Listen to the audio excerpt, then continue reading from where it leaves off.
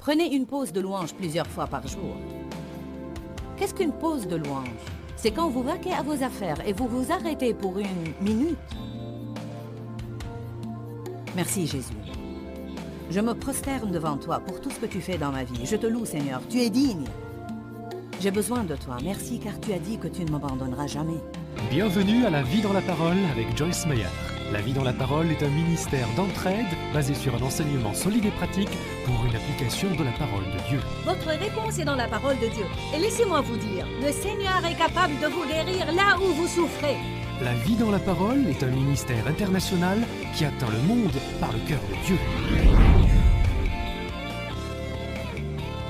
Et voici aujourd'hui pour vous l'occasion d'expérimenter la vie dans la parole avec Joyce Meyer.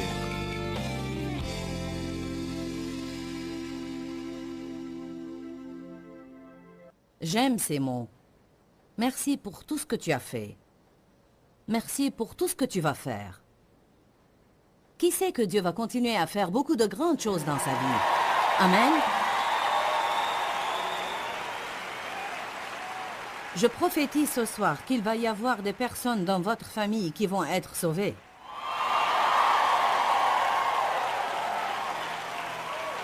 Je sens dans mon cœur ce soir qu'il va y avoir des personnes de votre famille qui vont être sauvées. Et vous avez pensé que vous ne pouvez plus rien pour eux. Allez maintenant. Oh, alléluia. Merci Jésus. Gloire à Dieu. Je dis à certains d'entre vous, il y a une promotion qui vous attend incessamment. Il y a une faveur qui vient. Je vous dis, il y a une faveur qui vient même avec vos ennemis. Alléluia.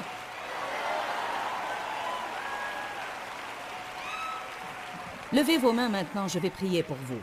Père, je prie maintenant, au nom de Jésus, que tout le monde dise Jésus.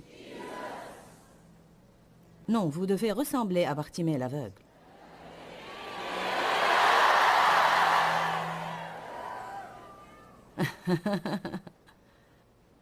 Je prie au nom de Jésus pour qu'une certaine nouvelle faveur descende maintenant sur chaque personne dans cette salle. Faveur. Une incroyable et étonnante faveur. Partout où vous irez, et même ceux qui sont maintenant vos ennemis jurés, que Dieu travaille même en vos ennemis pour qu'ils soient en paix avec vous. Amen. Alléluia.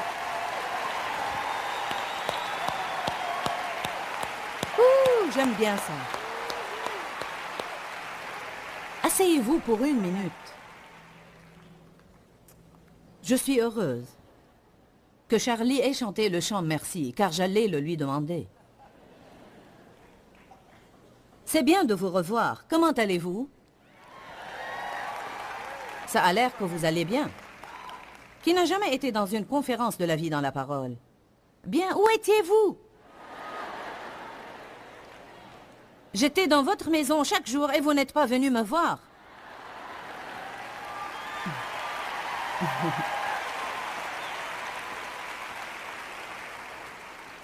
Il y a pour sûr beaucoup de choses qui se passent dans le monde aujourd'hui.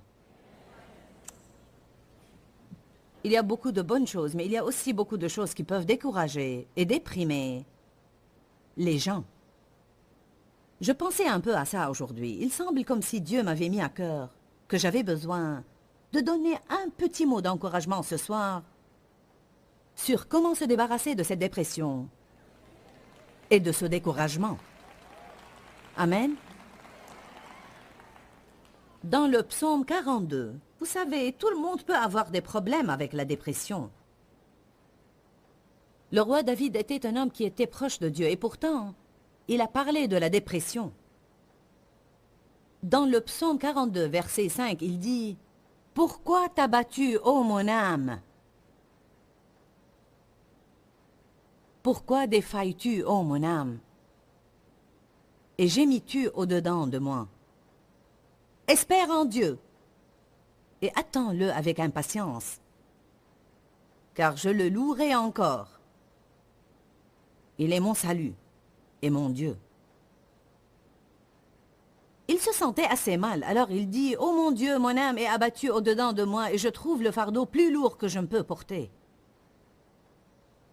Et puis écoutez ce qu'il dit, « Aussi c'est à toi que je pense, depuis le pays du Jourdain, depuis les sommets du mont d'Hermon, depuis la petite montagne de Missar. » Il disait, « Je me sens vraiment mal, je me sens tout abattu et je sens comme si tout ce qui est en moi est un fardeau qui m'écrase. » Et il dit aussi, « Alors je vais penser à toi, Dieu. » Vous êtes dans un bon endroit ce soir.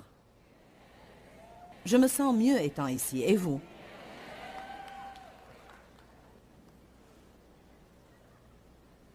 Je crois que la louange et l'adoration et un cœur reconnaissant sont probablement certaines des choses majeures qui manquent dans la vie d'une personne qui a beaucoup de problèmes avec la dépression. C'est incroyable ce qui se passera si vous passez plus de temps à être reconnaissant et plus de temps dans la louange que dans la pétition. Prenez une pause de louange plusieurs fois par jour. Qu'est-ce qu'une pause de louange? C'est quand vous vaquez à vos affaires et vous vous arrêtez pour une minute. Merci Jésus. Je me prosterne devant toi pour tout ce que tu fais dans ma vie. Je te loue Seigneur, tu es digne. J'ai besoin de toi, merci car tu as dit que tu ne m'abandonneras jamais. Puis vaquez de nouveau à vos affaires. Qu'est-ce qui se passerait dans les vies des gens? Je me demande ce qui se passerait même dans les finances des gens. Si au moins 2 fois par jour ils prenaient une pause de louange, peut-être qu'une femme nettoie le sol, change des couches sales, fait la vaisselle, monte et descend en courant, lave le linge, avec 2 enfants qui crient autour d'elle, et elle commence à sentir qu'elle faiblit. Est-ce que c'est ça la vie? Nous nous sentons comme ça parfois, n'est-ce pas? Surtout si vous faites la même chose, jour après jour, après jour, après jour, puis ajoutez quelques problèmes d'argent dessus. Ou bien un époux qui n'est pas sauvé. Une facture à laquelle vous ne vous attendiez pas. Et les choses peuvent devenir difficiles. Quand vous sentez que vous commencez à faiblir, n'attendez pas d'être dans la dépression pendant une semaine avant de demander de l'aide. Quand vous sentez que vous commencez à faiblir, prenez un moment, mettez-vous à genoux, levez vos mains et dites « Seigneur, j'exalte ton nom, je te loue Seigneur. Ta parole dit « Tu donnes un manteau de fête au lieu d'un esprit abattu. » Et je fais ça maintenant, je t'aime Jésus, tu es magnifique. Et quand vous vous levez, vous allez vous sentir mieux. Dites une pause de louange. N'est-ce pas un bon conseil? Tout simplement prendre une petite pause de louange. Alléluia. Je peux prier et je vais prier.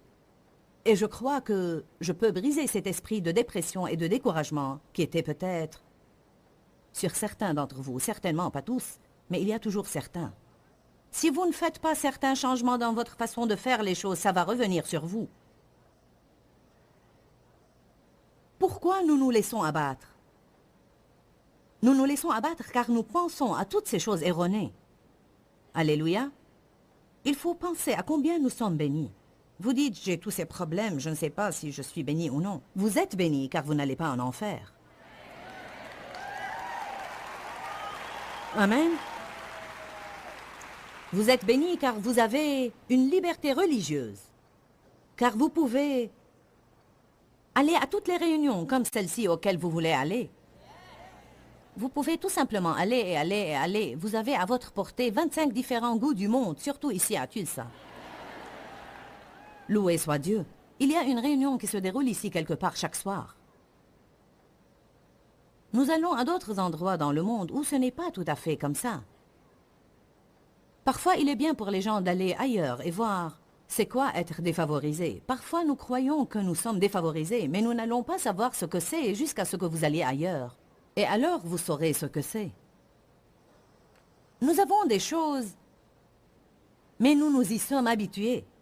Nous nous y sommes accoutumés et tout à coup nous ne sommes plus contents ou satisfaits parce que cette chose ne nous garde plus satisfaits. Puis-je vous dire que même si nous perdions tout ce que nous pensons que nous devons avoir, et si nous avons Jésus, il est plus que suffisant. Amen. Plus que suffisant. Savez-vous ce qui nous rend heureux? Si nous ne pensons plus à ce dont nous avons besoin, mais aux besoins de quelqu'un d'autre. Non, vous devez faire mieux que ça. J'ai dit, ne pensez plus à ce dont vous avez besoin. Amen.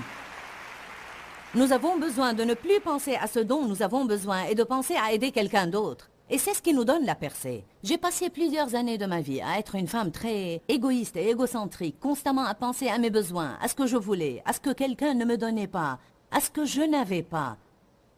Je lisais la Bible, j'allais à des réunions, j'avais l'autocollant et j'avais le magnétophone. Mais je n'avais quand même pas la joie. Je réprimais les diables et je faisais toutes les choses demandées. Savez-vous quelle était la raison de tout ça? Je pensais trop à moi-même.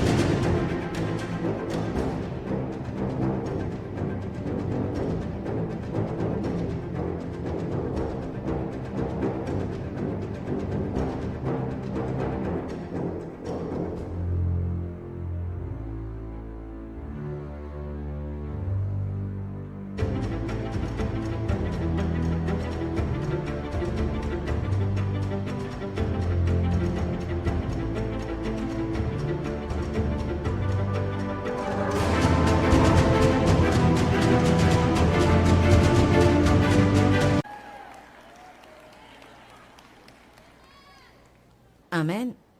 Je ne dis pas ça pour être méchante, mais parfois nous avons besoin d'un petit électrochoc. C'est comme... Est-il possible que mon problème est tout simplement l'égoïsme? Vous avez peut-être d'autres problèmes, vous avez peut-être des gens qui vous gênent, et le diable vous cause peut-être des ennuis. Mais si vous ne pensez plus à vous-même et vous commencez à semer des graines en aidant quelqu'un d'autre, les graines financières sont une partie de ça, mais ce n'est pas tout. C'est prier pour les autres et faire ce que vous pouvez pour eux. Donnez votre vie aux autres. Vous semez vous-même comme une graine. Vous serez stupéfait de ce qui va arriver dans votre vie. Très bientôt, vous serez à peine capable de contenir toutes les bénédictions que vous allez recevoir. Et cela car vous ne passez pas votre temps à vous occuper de vous-même. Amen.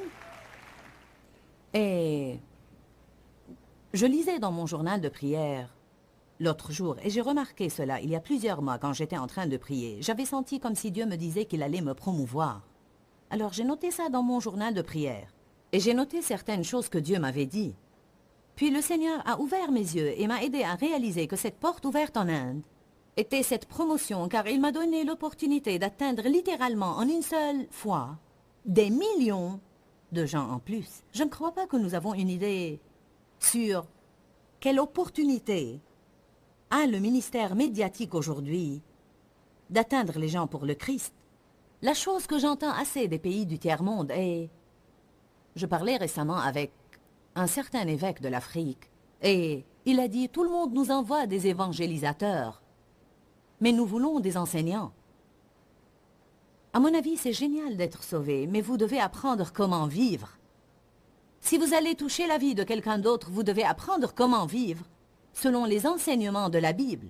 Je pense que depuis toujours, nous pensons à l'évangélisation, ce qui est très bien, et c'est le premier pas. Mais ils ont besoin d'enseignants, ils ont besoin de l'enseignement de la parole. Alors les gens peuvent apprendre comment vivre juste, et ils peuvent toucher les vies d'autres personnes. Et c'est ce que Dieu veut faire avec vous. Oui, la chose la plus importante est d'aller au paradis, mais s'il ne s'intéressait qu'à ça, dès que vous seriez sauvés, il vous ressusciterait, et ce serait ça. Mais Dieu nous laisse ici, dans le but primaire de toucher quelqu'un d'autre, d'une manière positive. Chacun de vous a sa propre chair. C'est peut-être votre bureau au travail ou la clôture de votre jardin, mais chaque personne de vous a sa propre chair et vous allez toucher les vies d'autres personnes, soit positivement ou négativement. Une des manières par lesquelles nous touchons les gens est en étant stable et en étant joyeux, car le monde n'est pas stable et il n'est pas heureux. Si quelqu'un devait être heureux, ça devrait être les chrétiens. Mais je crois que l'une des raisons les plus importantes pourquoi les gens ne sont pas heureux est car, puis-je le dire clairement, nous ne faisons pas assez pour les autres.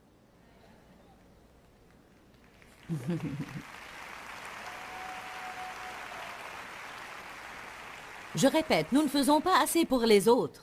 Peut-être nous ne donnons pas assez, nous ne faisons pas assez et nous ne sommes pas assez impliqués. Une des formules clés aujourd'hui est « je ne veux pas être impliqué ». Je ne veux pas être impliqué. Pourquoi nous ne voulons pas cela? L'égoïsme. Nous ne voulons pas que notre vie y soit mêlée. Nous ne voulons pas nous engager à emmener quelqu'un à l'église chaque semaine, car si nous faisions cela, nous devrions y aller chaque semaine. Nous voulons nous réveiller et décider si nous avons envie d'y aller ou non. Allez, cette prédication va de mieux en mieux ce soir. Amen. Croyez-moi, je vous laisse manger de mon assiette. Je vous dis tout ce que j'ai appris durant ma vie. J'étais assez instable et c'était pitoyable. Et je suis devenue maintenant vraiment stable, calme, patiente, sereine. Il n'y a rien qui me déstabilise maintenant, bien que je m'occupe de beaucoup de choses. Je n'étais pas heureuse. Et aujourd'hui, je pourrais dire que 99% de mon temps, je suis vraiment calme et heureuse, jouissant de ma vie. Et j'ai appris, comme Paul a dit, comment vivre dans le besoin et comment abonder et être contente. Ce sont des choses que vous devez apprendre. Et je vous dis franchement, je n'invente pas ça pour essayer de vous inciter à donner. Je vous dis que la chose la plus importante qui m'a changé était que je ne devais plus penser à moi-même et que je devais me souvenir combien je pouvais être une bénédiction pour quelqu'un d'autre. Galates 6:10 dit « Ainsi donc, tant que nous avons l'occasion, pratiquons le bien à l'égard de tous et soyons une bénédiction. » Vous seriez stupéfait de ce qui se passerait dans votre vie si vous vous leviez chaque jour et pensiez à certaines personnes que vous connaissez et preniez 10 minutes à penser tout simplement. Dites penser. Comme une réflexion pleine de prières. Dieu, que puis-je faire pour Nancy? Que puis-je faire pour Sam? Que puis-je faire pour John? Comment pourrais-je être une bénédiction pour mon mari?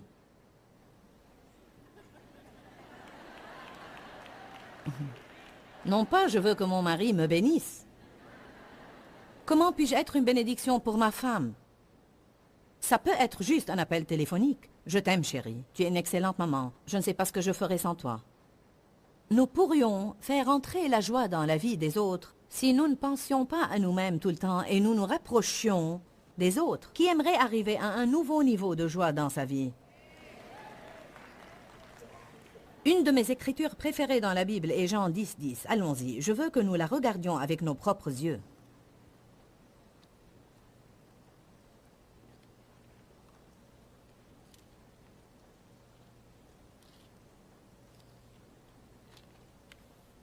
Peu importe combien vous avez de joie, nous pouvons toujours avoir un nouveau niveau.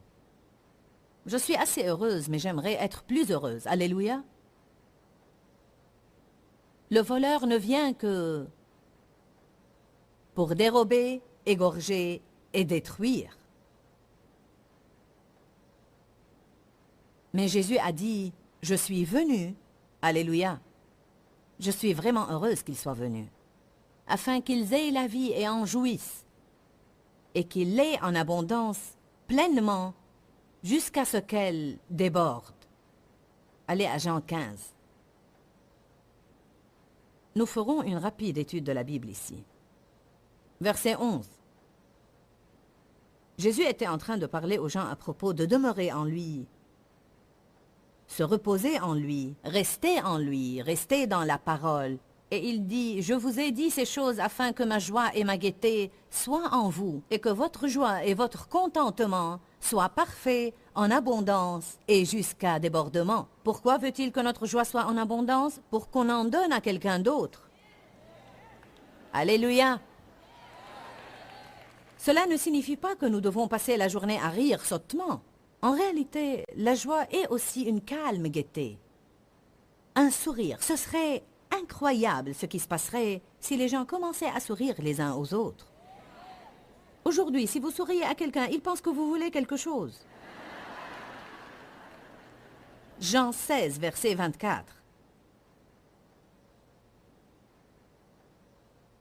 Jusqu'à présent, vous n'avez rien demandé en mon nom. C'est un enseignement entier en lui-même que nous n'allons pas donner aujourd'hui. Mais maintenant, demandez et ne cessez pas de demander et vous recevrez, afin que votre joie, votre contentement et votre gaieté soient parfaits. Ça a l'air que Jésus veut que je sois heureuse. Encore un verset, Jean 17, verset 13. Et maintenant, je vais à toi. Je dis ces choses dans le monde, afin que ma joie soit totale et complète et parfaite en eux, afin qu'ils connaissent ma gaieté qui les remplit, afin que mon plaisir soit parfait dans leurs propres âmes, et afin qu'ils aient ma joie en eux, qui remplit leur cœur. Dites à la personne qui est à côté de vous, Jésus veut que tu sois heureux. Amen. Levez vos mains et laissez-moi voir qui a des problèmes avec la dépression. Maintenant, laissez vos mains levées. Et le découragement, on va parler un petit peu de ça. D'accord? Et le désespoir, c'est comme j'ai des problèmes, je ne sais pas quoi faire, je ne sais pas quoi faire, que vais-je faire? Amen? Puis si nous demandons combien de personnes sont allées jusqu'à être suicidaires, nous aurions plus et plus. Je vous dirai une chose, ce n'est pas la volonté de Dieu pour son Église. Le royaume de Dieu n'est pas une affaire de nourriture et de boisson. Il est justice, droiture, paix et joie dans l'Esprit Saint. Amen. Maintenant, je vais vous donner ce que je pense être vraiment une grande révélation que Dieu a partagée avec moi et qui a aidé énormément ma vie. Qui veut que je lui dise ce que c'est? D'accord. Êtes-vous prêts pour ça? Aucune autre personne n'est responsable de votre joie personnelle. Vous n'avez pas tous compris. Cela signifie que ce n'est pas la faute de Dave si je ne suis pas heureuse. Ce n'est pas la faute de votre patron si vous n'êtes pas heureux. Allez maintenant. Il y a peut-être des gens qui vous agacent et ne font pas les choses que vous voulez qu'ils fassent. Mais si ma joie est basée sur les gens et basée sur le monde et ces choses, alors j'ai des problèmes tout le temps. Et ça m'a vraiment fait quelque chose. Quand Dieu m'a dit cela, ma joie personnelle n'est pas la responsabilité de quelqu'un d'autre. Je crois qu'il y a plusieurs d'entre vous ici ce soir qui pourraient être complètement libérés par ça. Dites, d'accord. C'est vrai, Dieu, ma joie n'est pas la responsabilité de quelqu'un d'autre. C'est une chose que je dois arranger entre moi et Dieu. Amen. La joie de Dieu est ma force.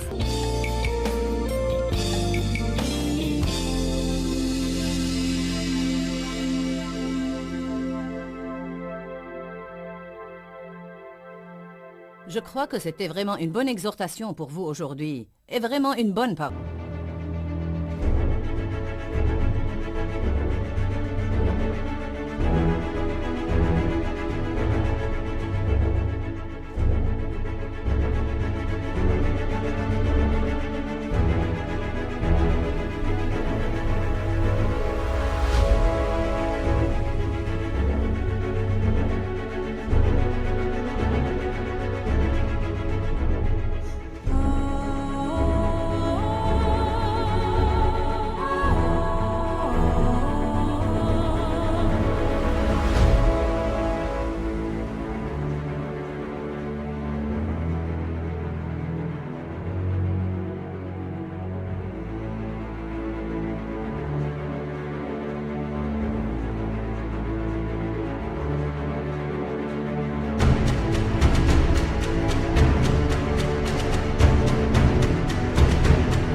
Arrêtez d'être votre propre centre d'intérêt. Nous avons tous besoin d'entendre ça, aussi bien vous que moi. Tant de gens souffrent aujourd'hui de la dépression.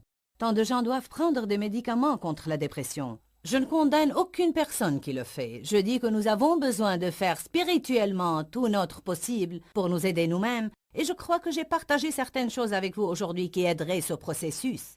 Je crois qu'il y avait une onction sur ce que j'ai dit aujourd'hui qui brisera le joug de l'esclavage sur votre vie. Nous étions en train de partager aujourd'hui sur l'importance de lutter contre la dépression. Et à la fin aujourd'hui, je veux partager un petit principe assez simple qui, je crois, vous sera très utile. Et le voici, souriez. C'est une chose que vous pouvez faire exprès et franchement, si vous souriez exprès, peu importe combien vous vous sentez peut-être mal, peu importe combien vous êtes déprimé, si vous affichez un beau sourire sur votre visage, il vous remontera le moral. Je vous encourage et je vous propose même de commencer à sourire plus. Souriez régulièrement. Vous savez, les gens qui sont déprimés paraissent abattus d'habitude. Alors la parole avec laquelle je conclus est « Souriez ». Je crois que cela vous remontera le moral. Que Dieu vous bénisse. Je vous aime et à bientôt. Dis-leur que je les aime. Dans ce livret, Joyce Meyer donne une révélation de l'amour de Dieu pour nous. Pour obtenir ce livret gratuitement, écrivez-nous à Joyce Meyer, boîte postale 40095-6300, Larnaca, Chypre. Ou bien visitez notre site web www.joycemeyerme.org.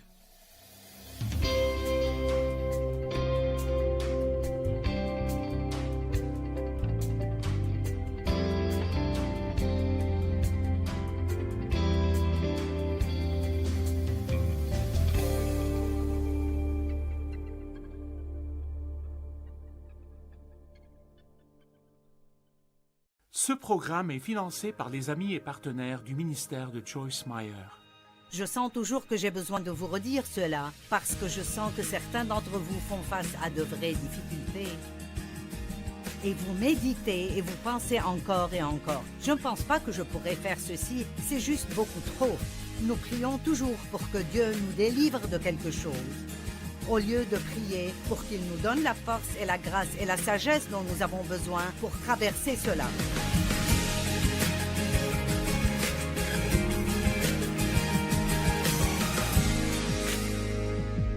Bienvenue à vivre pleinement votre vie. Je suis heureuse que vous m'ayez rejointe. J'ai un message pour vous et je pense que non seulement nous nous amuserons beaucoup avec, mais il sera vraiment bénéfique et vous aidera dans votre vie de tous les jours. Le titre de mon message est « Ne faites pas sauter les plombs ». Maintenant, certains d'entre vous pensent que vous savez de quoi je parlerai, et c'est peut-être vrai, mais je pense qu'il y aura des éléments ici qui vous surprendront. 2 Timothée 1,7 dit « Dieu ne nous a pas donné un esprit de timidité ». Comprenez ceci, Dieu ne nous a pas donné un esprit de timidité, mais de force, d'amour et de sagesse. La Bible amplifiée dit « La puissance, l'amour et une pensée saine, un esprit de discipline et de maîtrise de soi. » Je sais que vous ne voulez pas parler de ces choses, donc nous allons juste laisser ça de côté. En fait, je ne vais vous parler que de la première partie de ce verset. Dieu ne nous a pas donné un esprit de timidité, mais un esprit de force. Je ne sais pas pour vous, mais moi, j'aime cette force. J'aime le mot « force ». Où que vous soyez maintenant, dites-le juste « force ». Il sonne si bien. La Bible ne dit pas que Dieu nous a donné un esprit de faiblesse, de lâcheté et de timidité. Dieu nous a donné un esprit de force.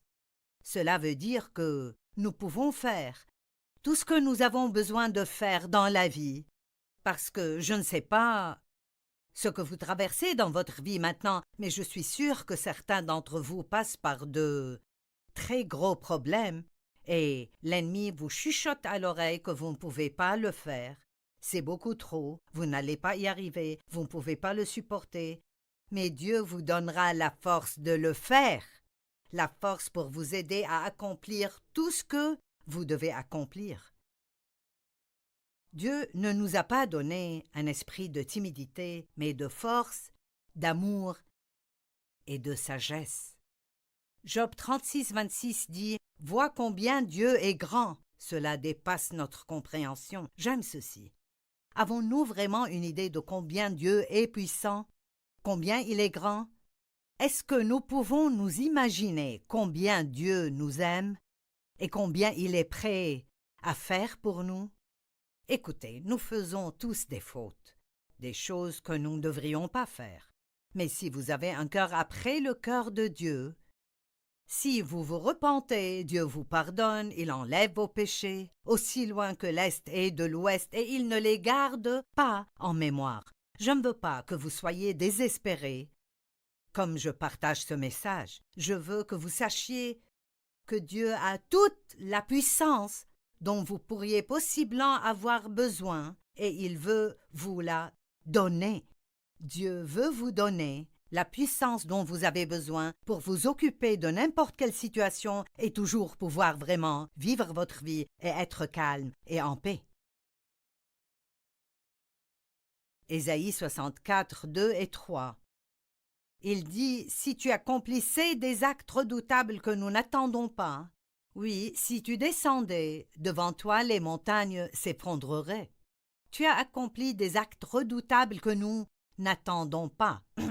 Peut-être que Dieu veut que nous nous attendions à ce qu'il fasse plus de choses dans nos vies. Pourquoi ne pas commencer à vous entraîner, à croire que Dieu fera plus que vous ne pourriez jamais possiblement l'imaginer, au lieu de penser que vous pourrez juste à peine vous débrouiller? Dieu est un Dieu de plus que suffisant, pas le Dieu du strict minimum. Jamais on n'a appris, ni jamais entendu, jamais un œil n'a vu qu'un autre Dieu que toi, et agit en faveur de qui compte sur lui. Je prendrai un peu de temps chaque matin, avant de sortir de chez vous, juste dites « Dieu, j'ai besoin de toi. Aujourd'hui, je ne peux rien faire sans toi, mais je sais que je peux accomplir toutes choses à travers toi. » Vous savez, Dieu veut juste votre foi. Il veut juste que vous ayez cette attitude d'attendre Dieu tout le temps pour qu'il vous fortifie pour faire tout ce que vous devez faire. Maintenant, Paul a prié certaines prières très intéressantes pour l'Église. Et il ne disait pas ces prières juste pour les églises pour lesquelles il priait, mais il les priait pour vous et moi aujourd'hui. Paul dit « Je demande qu'il illumine ainsi votre intelligence ». C'est dans Éphésiens 1, 18 et 19. Afin que vous compreniez en quoi consiste l'espérance à laquelle vous avez été appelés, quelle est la glorieuse richesse de l'héritage qu'il réserve aux saints. Et maintenant voyez ceci, et quelle est envers nous qui croyons l'infinie grandeur de sa puissance. Cette puissance, il l'a déployée dans toute sa force. Pensez à cela. Paul a prié pour que nous ayons de la puissance de Dieu, pas juste une puissance limitée, mais une puissance illimitée, la capacité de faire tout ce dont nous avons besoin de faire. Je sens toujours que j'ai besoin de vous redire cela, parce que je sens que certains d'entre vous font face à de vraies difficultés. Et vous méditez et vous pensez encore et encore. Je ne pense pas que je pourrais faire ceci, c'est juste beaucoup trop. Nous prions toujours pour que Dieu nous délivre de quelque chose, au lieu de prier pour qu'il nous donne la force et la grâce et la sagesse dont nous avons besoin pour traverser cela. Si vous étudiez les prières de l'apôtre Paul, il n'a pas prié pour que les problèmes disparaissent. Il a prié pour que les gens les gèrent avec un bon tempérament. Qu'en pensez-vous? Personne ne m'a jamais dit « Joyce, pourrais-tu prier pour moi pour que je dépasse ceci en ayant une bonne attitude ?» Non, ils veulent que nous prions pour que les choses disparaissent. Maintenant, parlons de la grâce une minute. Nous parlons de la grâce. Qu'est-ce que la grâce? Eh bien, la grâce est la faveur de Dieu, et nous n'en doutons pas. Par la grâce, nous sommes sauvés, par la foi. Donc, nous pouvons dire que la foi est la prise de courant dans la grâce de Dieu.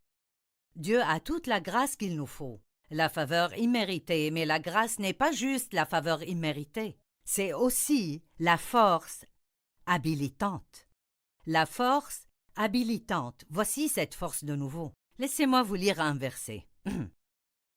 Jacques 4, 6. En fait, ce verset a vraiment changé ma vie quand Dieu m'a donné de le comprendre, il y a probablement 35 ans.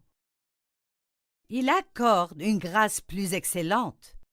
Pas juste une grâce, mais plus excellente si vous avez besoin de plus de grâce et plus de grâce. Vous voyez, Dieu n'est pas en récession. Il n'y a pas de danger qu'il soit à court de choses. Il a toute la force dont vous avez besoin, toute la grâce, toute la douceur, tout le pardon dont vous avez besoin, toute la bonté dont vous avez besoin.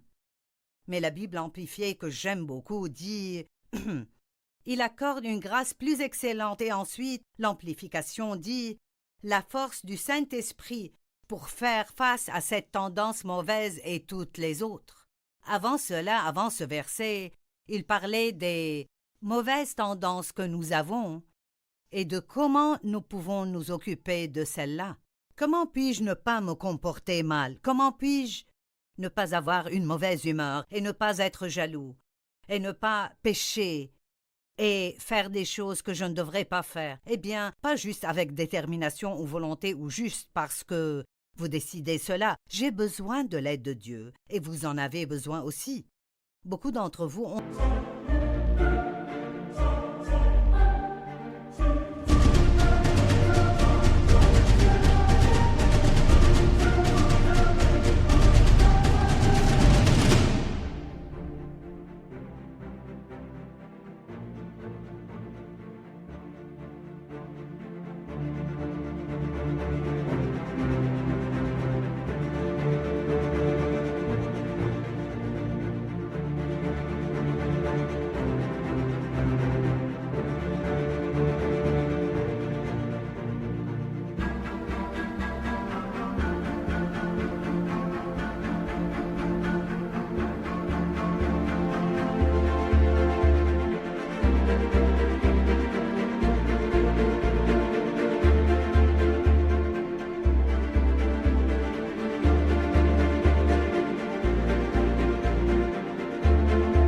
des difficultés, des problèmes de comportement que vous essayez vraiment, entre guillemets, de dépasser. Mais vous ne pouvez pas dépasser ces choses juste en essayant. Oui, vous devrez faire un effort, mais ça doit être un effort inspiré et imbu du Saint-Esprit, pas juste un effort de la chair. Donc, avant de faire quoi que ce soit, dites « Je sais que je ne peux pas faire cela tout seul, j'ai besoin de ta grâce, j'ai besoin de ta force, j'ai besoin de ton aide. » Donc, il dit la grâce et la force du Saint-Esprit pour faire face à cette tendance et toutes les autres complètement. Donc, rappelez-vous qu'il n'y a pas de manque de force au ciel.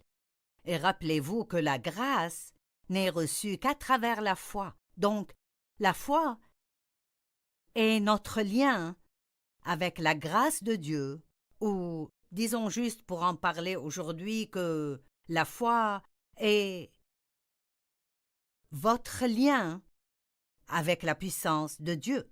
Donc, je devrais vous demander, êtes-vous déconnecté? Et beaucoup de fois, c'est notre problème. Maintenant, j'ai une lampe ici, et j'essaye d'allumer cette chose et... je ne sais pas si la lampe est abîmée et pourquoi elle ne marche pas. Et puis je réalise, oh, elle n'est pas connectée. Donc, je la connecte et nous avons de la lumière. Eh bien, peut-être que vous devez montrer plus de lumière au lieu de montrer les ténèbres. Et votre problème est que vous n'êtes pas connecté, vous n'utilisez pas votre foi, vous essayez de faire les choses vous-même, indépendamment, sans vous humilier sous la main puissante de Dieu et aller vers lui, et l'attendre et passer du temps avec lui. Écoutez, 3 des plus grandes choses que vous puissiez faire sont de passer du temps avec Dieu régulièrement, de lui demander ce dont vous avez besoin et de passer du temps avec la parole. Si vous voulez avoir une marche forte avec Dieu, vous devrez y investir du temps. 2 ou 3 minutes chaque matin ne seront pas assez. Il y a trop de choses qui arrivent dans le monde qui nous enlèvent la puissance ces jours-ci. Nous devons avoir plus de puissance. Il y a plus de problèmes dans le monde aujourd'hui, et au lieu de juste vous en plaindre, nous devons réaliser que nous avons besoin d'avoir plus de puissance.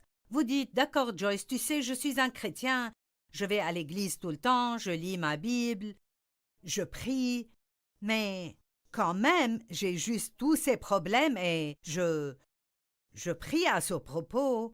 Je sens que je suis connecté, comme tu me le montres, mais les choses ne semblent toujours pas marcher comme il faut. Eh bien, parfois, vous pouvez être branché, mais vous faites sauter un plomb. Avez-vous jamais eu une situation dans votre vie ou l'électricité coupe dans une partie de votre maison. Et nous avons tous en quelque sorte appris maintenant que si vous ne pouvez rien trouver d'autre, et oui, vous êtes sûr que c'est branché, mais vous n'obtenez toujours pas de puissance là. Oui, je suis branché, mais quelque chose cloche. Ensuite, la chose suivante que nous faisons est d'aller et de nous assurer de la boîte à fusibles ou du disjoncteur. Et vous remarquez que vous avez un fusible qui a sauté. Vous devez mettre un nouveau fusible ou... La plupart des maisons aujourd'hui ont un boîtier disjoncteur. Et vous y allez et ils sont tous dans la bonne position, excepté celui qui contrôle la partie de votre maison où vous n'avez pas d'électricité et vous le basculez. Et l'électricité revient. Eh bien, j'ai trouvé quelque chose qui est vraiment intéressant. Un disjoncteur est conçu pour stopper ou arrêter l'électricité quand un problème est détecté et détecté. Pensez à cela. Donc, voici ce que je dis. La puissance de Dieu est disponible. Nous avons peut-être la foi, nous prions peut-être dans la foi, mais nous avons peut-être de mauvais comportements ou des erreurs. Encore et encore et encore, et Dieu continue à nous corriger, mais nous continuons à lui désobéir.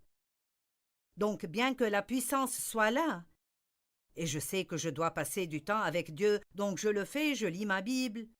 Je prie tous les jours avant d'aller au travail, je vais à l'église le dimanche. Savez-vous combien de personnes font toutes ces choses? Mais elles ont de la jalousie, de l'envie et de l'apitoiement sur soi et de l'avidité et toutes sortes d'autres choses dans leur vie dont elles doivent en quelque sorte s'occuper. Et en tant que croyants en Christ, nous devons réaliser que nous sommes appelés à nous séparer des non-croyants. Et cela ne veut pas dire que nous n'avons rien à faire avec eux, mais que nous ne pouvons pas nous comporter comme eux. Nous sommes dans le monde, mais nous ne sommes pas du monde.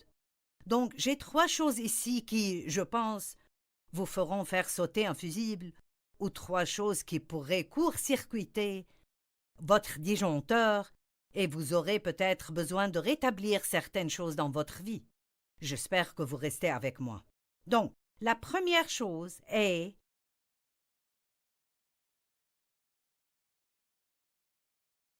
les plaintes. D'accord. Nous avons tous une telle tendance de nous plaindre. Vous pouvez demander quelque chose à Dieu et ensuite vous plaindre d'avoir à vous en occuper. L'autre jour, j'ai eu une somme inattendue. J'étais très heureuse. Et puis j'ai commencé à me plaindre concernant toutes les taxes que je devrais payer. Allez, est-ce que quelqu'un fait ça? Eh bien, Dieu voulait que je me concentre sur la bénédiction, pas que je commence à me plaindre concernant les taxes que je devais payer. Il peut faire que je n'ai pas à payer de taxes, mais alors je n'aurai pas de revenus. Et donc, c'est si facile de tomber dans ce piège de se plaindre même concernant les bénédictions que Dieu nous donne. Peut-être que vous vouliez une plus grande maison et Dieu vous l'a donnée, et maintenant vous vous plaignez parce que vous avez une grande maison à nettoyer. Croyez-moi, tout ce que vous amenez chez vous nécessitera un peu de soin et d'entretien, donc vous ne pouvez pas juste vouloir des choses et ne pas vous attendre à devoir en prendre soin. Philippiens 2,14 Faites toutes choses, c'est-à-dire vos choses et mes choses, faites toutes choses, sans vous plaindre, sans rouspéter et sans discuter. Wow! Vous savez, la grâce est supposée provoquer la gratitude et la reconnaissance de la part du récepteur. Quiconque reçoit la grâce devrait remercier le donneur qui est Dieu, ne pas se plaindre, mais être reconnaissant. En fait, je pense que merci est l'un des mots les plus puissants au monde. Je pensais écrire un livre juste à propos du mot merci. Nous devrions tous dire merci au Seigneur et probablement aux gens. Beaucoup plus que nous le faisons. Paul remerciait toujours Dieu. Il le remerciait pour sa grâce. Il le remerciait pour sa puissance. Il le remerciait pour ses bénédictions. Il a enseigné aux gens de remercier Dieu. 2 Thessaloniciens 5, 18 dit « Telle est la volonté de Dieu, c'est que vous rendiez grâce en toutes choses. » remerciez Dieu pour toutes choses. Je vais vous poser une question. Est-ce que vous vous plaignez? Est-ce que vous marmonnez et vous râlez et vous rouspétez? Est-ce que vous vous réunissez avec vos amis pour dire des commérages? Peut-être que ces choses vous font faire sauter un fusible et vous devez aller basculer le disjoncteur aujourd'hui et dire « D'accord Dieu, je comprends. Je t'aime vraiment Seigneur. Mais j'ai laissé l'ennemi me surprendre et me donner une mauvaise habitude et je réalise maintenant qu'elle ne te plaît pas. Dieu n'arrêtera jamais de vous aimer, mais vous ne pouvez pas vous attendre à vivre comme des païens et à faire toutes les choses que la Bible nous dit de ne pas faire et de toujours aller à Dieu et de recevoir la réponse à nos prières. Nous avons la responsabilité de représenter Jésus dans le monde d'une façon qui fera que les gens voudront avoir une relation avec lui. Et j'espère que vous aimez ma prédication parce que moi je l'aime. J'aime prêcher à propos de choses pareilles. Je ne sais pas pour vous, mais j'ai besoin d'aide. J'ai besoin que quelqu'un me prêche une parole qui me gardera sur le droit chemin, parce que la chair est forte et elle peut vraiment essayer de vous égarer. Paul a dit « Béni soit Dieu pour son don incomparable ». Philippiens 4,6 « Ne vous mettez en souci pour rien, mais en toute chose exposez vos demandes à Dieu, tout en lui exprimant votre gratitude et reconnaissance. » Vous savez, la reconnaissance. Un cœur qui apprécie engendre en nous un désir d'être bon envers d'autres. Partout dans la Bible, vous trouvez des versets à propos de la reconnaissance. J'en ai beaucoup, mais je ne peux pas les lire tous. Voici comment vous pouvez court-circuiter votre puissance. Certaines personnes reçoivent la grâce de Dieu, sa puissance. Est-ce que vous sentez que vous avez besoin de plus de puissance aujourd'hui? Et ensuite, ils s'apitoient sur eux-mêmes, ou ils disent ou font des choses pour avoir la pitié d'autres personnes. J'étais comme ça et j'enseignais déjà la parole. Et je croyais que Dieu ferait grandir mon ministère et toutes sortes de choses. Et je pensais que j'étais une grande femme de la foi. Et j'enseignais la Bible à d'autres personnes. Et j'allais à des réunions d'église et je travaillais pour Dieu. Et les choses ne semblaient toujours pas marcher pour moi. Mais j'avais toujours une autre habitude, qui était de m'apitoyer sur moi-même. J'avais un problème avec ça. Et Dieu m'a dit, tu peux être pitoyable ou puissante, mais tu ne peux pas être les deux. Et je parle à des gens aujourd'hui qui se sont laissés aller dans l'apitoiement sur soi.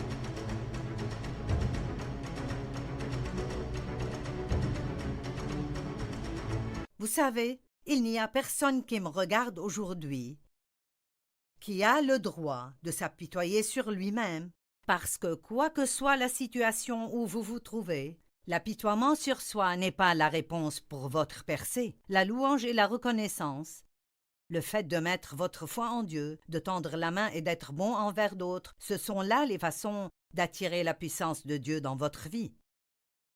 Si vous avez une tendance à vous apitoyer sur vous-même, c'est de l'idolâtrie, c'est de se tourner vers soi-même et d'avoir de la compassion envers soi et ce que Dieu veut que nous fassions et que nous ayons de la compassion envers d'autres qui ont mal. Je ne dis pas que votre vie n'est pas difficile, car peut-être que beaucoup de choses injustes vous sont arrivées. Je dis juste que vous apitoyer sur vous-même ne vous aidera pas. Donc Dieu veut que Vous alliez basculer l'interrupteur. Vous avez fait sauter un fusible et vous devez réparer certaines choses aujourd'hui. Et des gens m'ont dit, après m'avoir entendu enseigner sur ne pas s'apitoyer sur soi, qu'ils avaient un grand problème avec cela, et que même pendant qu'ils m'entendaient en parler, ils réalisaient qu'ils étaient juste couchés dans leur lit à s'apitoyer sur eux-mêmes. Mais vous pouvez vous débarrasser de cela, et vous pouvez retourner à être puissant en Dieu. Il y a un homme dans la Bible dont j'aime parler, et je n'ai pas le temps d'en parler beaucoup, mais dans Jean 5, 1 à 9, nous voyons un homme qui avait une maladie persistante pendant 38 ans. Et une fois par an, un ange venait à cette piscine appelée Bethesda et remuait les eaux, et là, quiconque entrait dans la piscine en premier aurait un miracle. Cet homme était couché près de la piscine pendant 38 ans et attendait son miracle. Est-ce que je parle à quiconque aujourd'hui qui attend son miracle depuis 38 ans, ou 40 ans, ou 45 ans, ou 50 ans? Certains attendent depuis 2 jours et ça fait déjà trop longtemps. Jésus s'approcha de cet homme et lui dit « Depuis combien de temps es-tu là ?» Il savait déjà que c'était depuis 38 ans. Je pense qu'il essayait de faire que cet homme réalise que 38 ans, c'est beaucoup de temps. Et Jésus continue et lui dit « Veux-tu être guéri? Es-tu vraiment désireux d'être guéri? » Quel genre de question c'est de demander à quelqu'un qui est malade depuis 38 ans « Veux-tu être guéri? » Et l'homme répondit « Oui. » Et ici c'est écrit dans le verset 7, le malade répondit « Maître, écoutez, je n'ai personne pour me plonger dans la piscine quand l'eau commence à bouillonner. Le temps que je me traîne là-bas, un autre y arrive avant moi. Maintenant, je suis désolé si vous ne le voyez pas, mais je vois l'apitoiement sur soi. Je n'ai personne pour m'aider. Eh bien, il avait Dieu.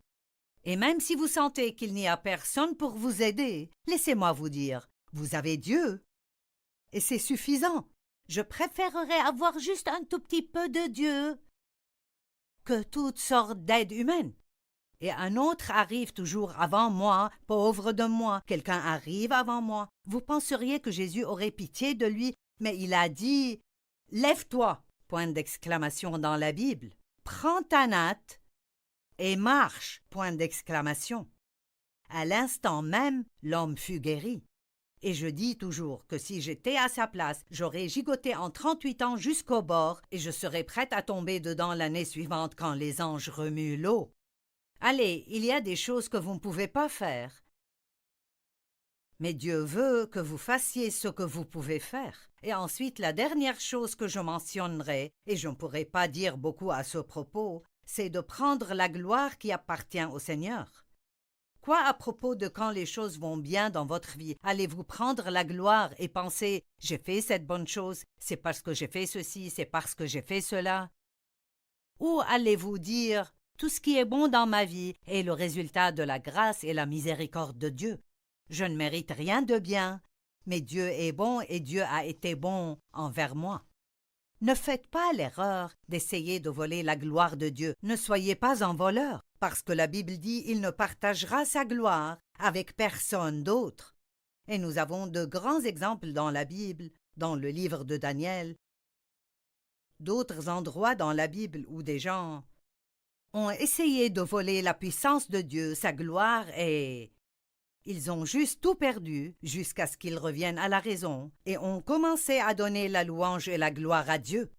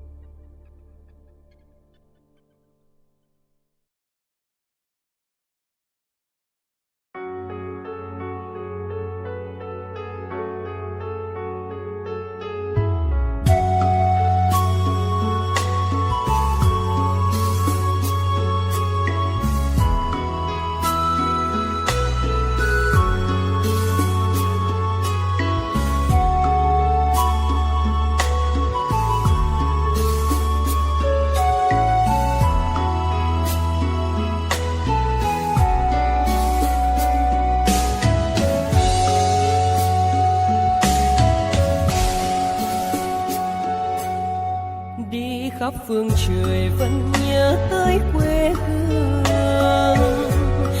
Người về đây thăm làng Trù quê mẹ và làng Sen quê cha, xúc động bồi hồi người rơi giọt lệ, thương mái nhà tranh.